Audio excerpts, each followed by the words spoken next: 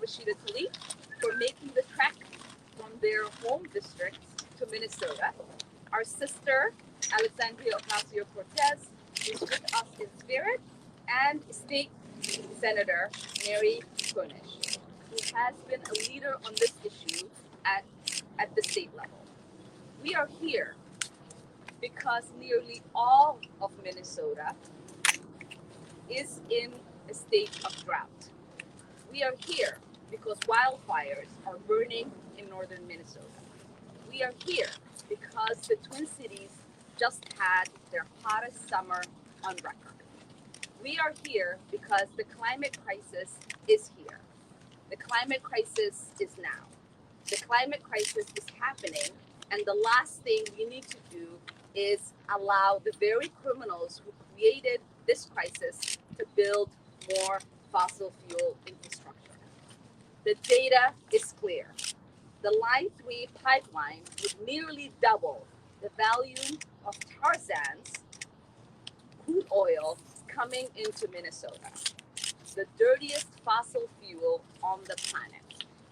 The state of Minnesota simply cannot meet our carbon reduction targets if this pipeline goes through. The pipeline will impact more than 1,000 acres of wetland. It will cross 211 water bodies in Minnesota, including the Mississippi River two times, putting the public health of my constituents at risk. The Line 3 replacement won't run through wealthy suburbs. It doesn't pose a threat to the lobbyists or the stock market or big campaign donors. It largely threatens places that are put out of sight and out of mind for most Americans. The prairies, the wild rice wetlands, the Mississippi tributaries, and the treaty lands of indigenous peoples. In fact, the pipeline would directly violate the treaty rights of the Anishinaabe, territories that have been established in 1855, all to grease the profits of fossil fuel executives. Low-income communities downstream will also bear the consequences of this pipeline. Cancer clusters, contaminated water, deadly explosions in low-income communities might not make headlines, but they take lives. Enbridge, the corporation responsible for the pipeline, has one of the worst safety records in the country. They enmeshed over 800 spills between 1999 and 2000 alone, including the devastating Kalamazoo River disaster, the largest inline oil spill in U.S. history. They have been sued by multiple states for failing to adequately inspect and operate their pipelines. I mentioned earlier that Line 3 crosses Mississippi 2 times. We are on the Mississippi River today because this is an area that could be impacted by an oil spill when it eventually happens. Peaceful protesters have been met with repression.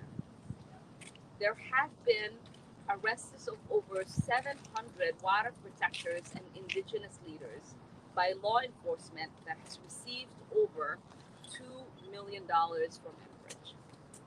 Last week, over 2,000 people gathered at the Minnesota Capitol to protest the pipeline. Enbridge might have fancy lobbyists and billion-dollar profits, but the planet does not care. We have no time left to avoid racing past warnings the planet by more than 1.5 degrees Celsius, radically altering the planet and life as we know it. Rejecting the dirtiest fossil fuel is in the world should be a no-brainer.